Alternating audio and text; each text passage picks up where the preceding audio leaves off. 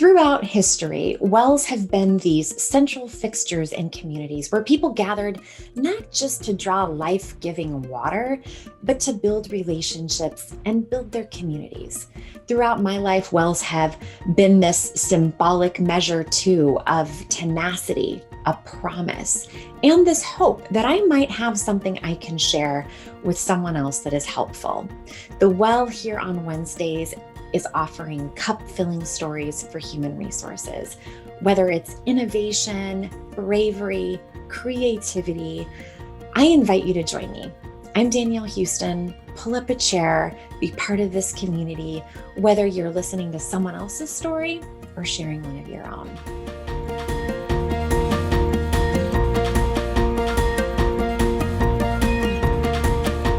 Welcome to this week's edition of Wednesdays at the Well. My guest today is Kate Cable. I am really proud to introduce her to all of you. She and I worked together in our previous lives, so I know well what her heart is for the humans in human resources. And she was one of the first people I approached when I was starting to put some legs on this idea and put this series together, because I know she has wisdom and heart to share with all of you about some of the things that she's encountered as a leader and some of the things that she's passionate about as well.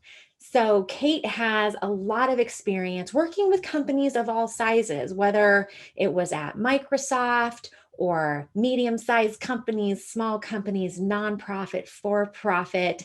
So the experience is deep and wide. And today we're really going to talk about what is the impact of human resources, and maybe to take it a little step further, to even say, like, do we really embrace the impact that human resources can have on an organization? She's going to talk about some of her experiences leading the way there, and I cannot wait to hear what she's going to share. But welcome, Kate. Thank you, Danielle, for those kind words and that amazing introduction. I'm really happy to be here. Well, I'm glad you are too, and the introduction is heartfelt. So let's start with my first question, which is, what are you passionate about? HR requires passion. So what is it for you? I get most of my satisfaction and my passion in my work from really seeing a business achieve results through employees and through empowering employees and really building an employee-centric workforce that meets those strategic needs of a business. Yeah. And you have some firsthand experience in really seeing how much impact HR can have in an organization, specifically around employee engagement. So, when did it really hit deeply for you that big change could come when you started interacting with employees in some different ways? Yeah, a great question. I was working with an organization several years ago that had a really ambitious 5-year strategic plan. This organization also had a really high attrition rate. And as the company leaders and I were talking about the strategic plan and how we could really do our best to meet that strategic plan, it became clear that we needed smart, capable people. The other thing that became very clear is we needed people with tenure who understood the organization and could understand the history of where the organization was and how it could move forward. We needed people to help achieve those business goals. And in the past, as leaders, we told ourselves that because of the type of work these employees were doing, it was really expected that people would leave after a year or 3 years. And after all, we were, providing them the opportunities where they could grow their career and then launch off and do something else. But as we thought about, wow, we have some pretty lofty goals here over the next 5 years, it really became clear that instead of being a jumping point for some of these great employees and amazing talent, we needed to build their engagement so that they could stick around and stay with us and to help us meet our own business goals. So it was really clear that there was defined strategy, human resources was a really important part of that strategy.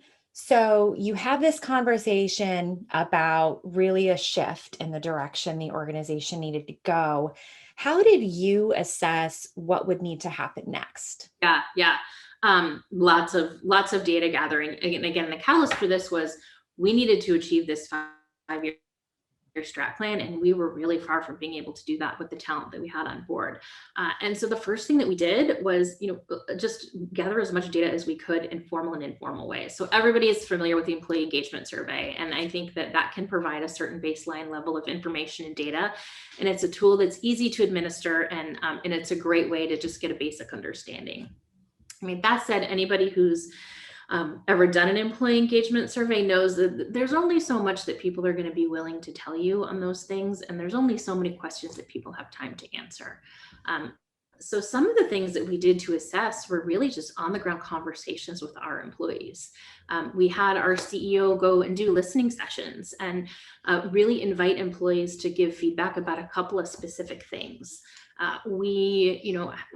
We're available by the water cooler, or I would pick up the phone and call an employee in the middle of the day if they had a few minutes, just to check in and see what were the things that were going really well that day, and what were the things they were challenged and struggling with that day.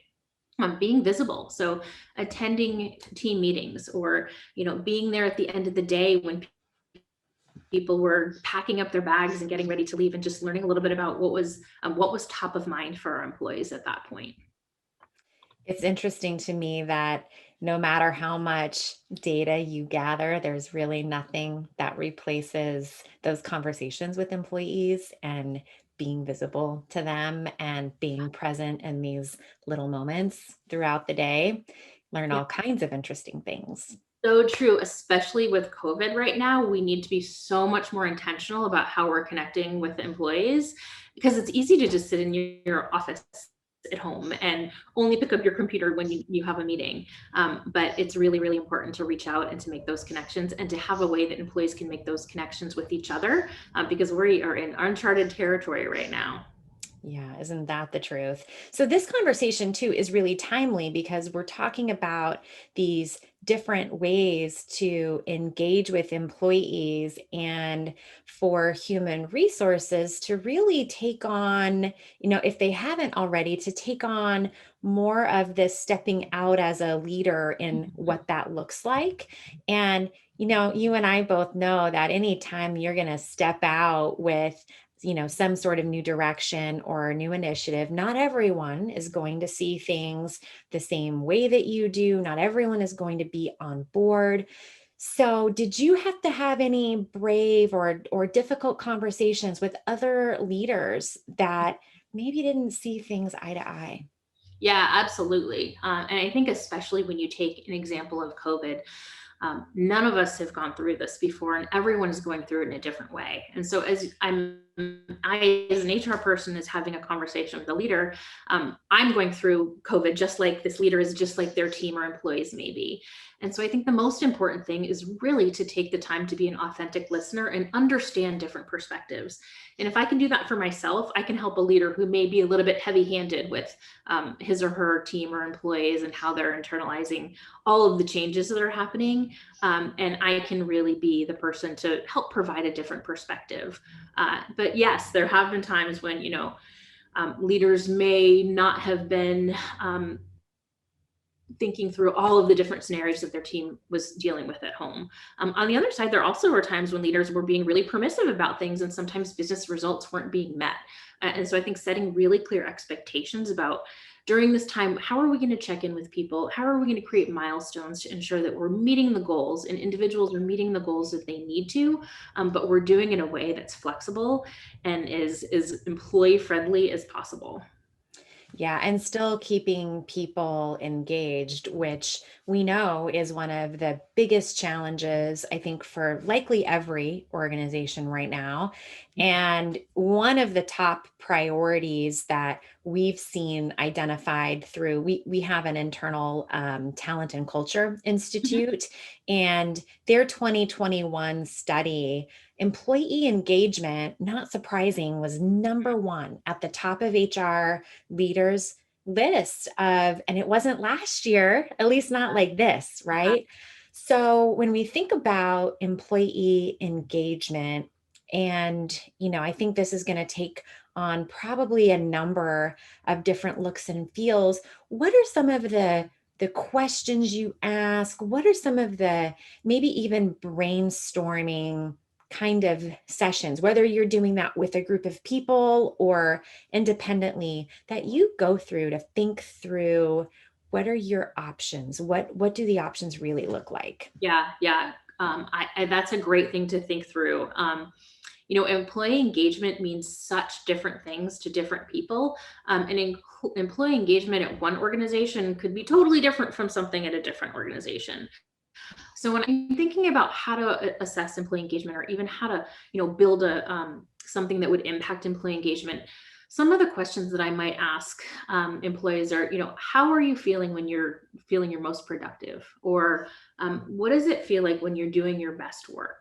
And then, sending out questions to those same employees, or asking those same employees questions that get to, what are your surroundings like? Are you working in a silo at your computer where there's no noise around you? Or are you engaging with your coworkers and being able to collaborate and ask questions? Is it at the end of the day when everybody else is gone and you might need a snack to keep you fueled up? Or is it, really early in the morning and you need to make sure you get to the office so there's parking available? And so as I'm thinking through all of these things, you've probably heard my brain, like, do people need parking? Do people need snacks? Is it accessibility to transit that will keep people motivated? And again, it's how can you enable your employees to do their best work in a way that is authentic to them?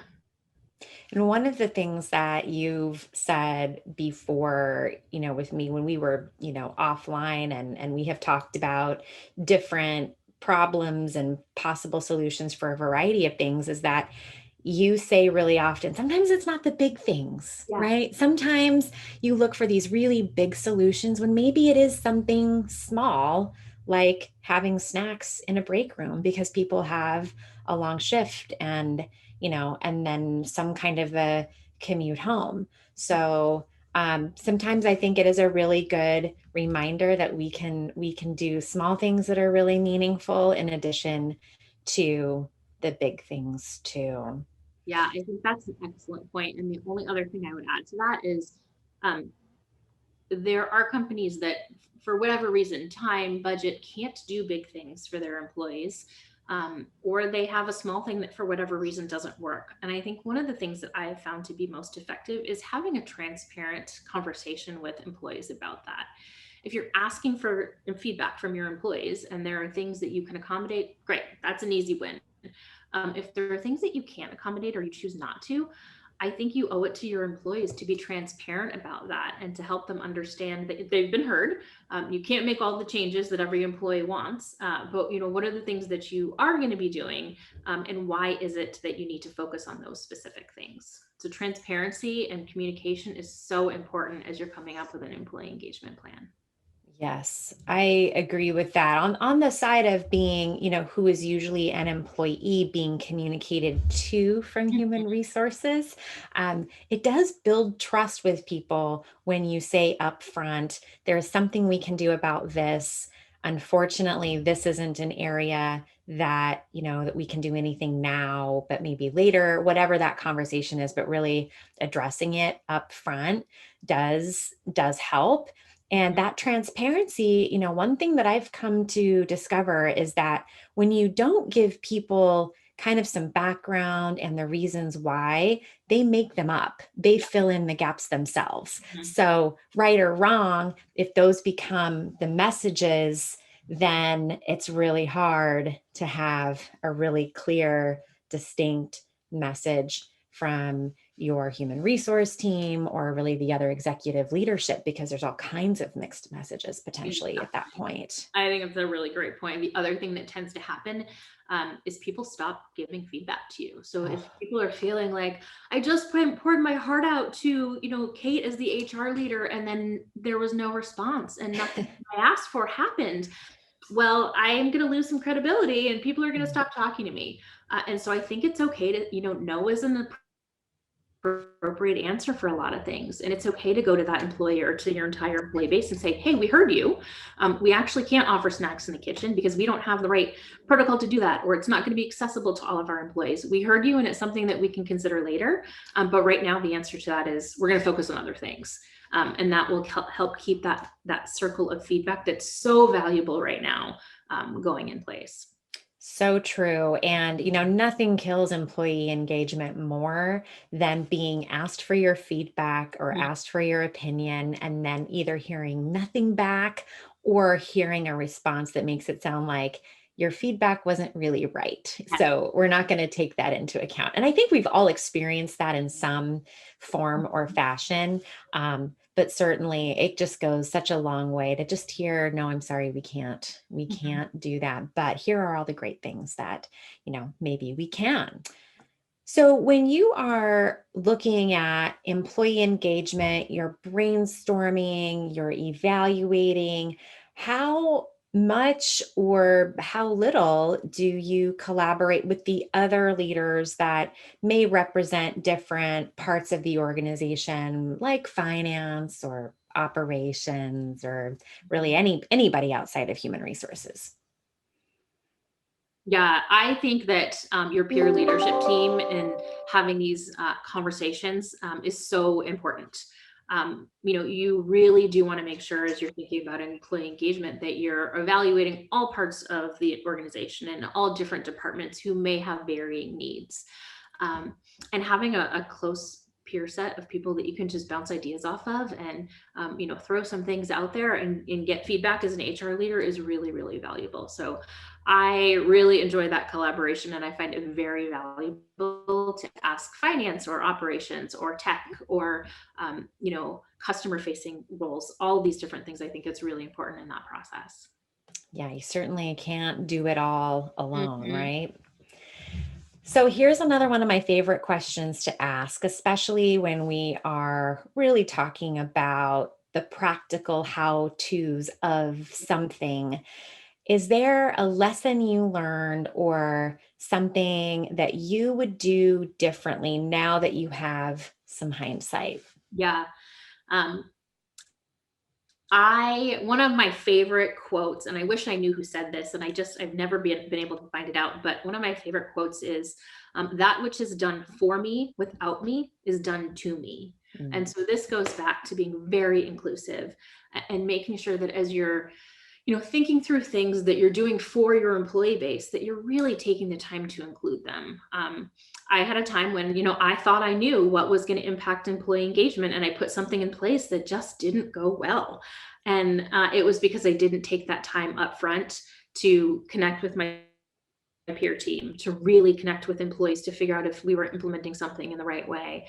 And instead of them being really excited about it, they weren't, and I was Mm. surprised by that, and that was a big learning for me. And so that's why I always go to the side of inclusivity and gathering feedback before making big decisions. And I feel like there again, that's really good advice for life, probably not Mhm. just, HR, but, in all of our relationships and interactions in the workplace and outside of it as well. Mhm.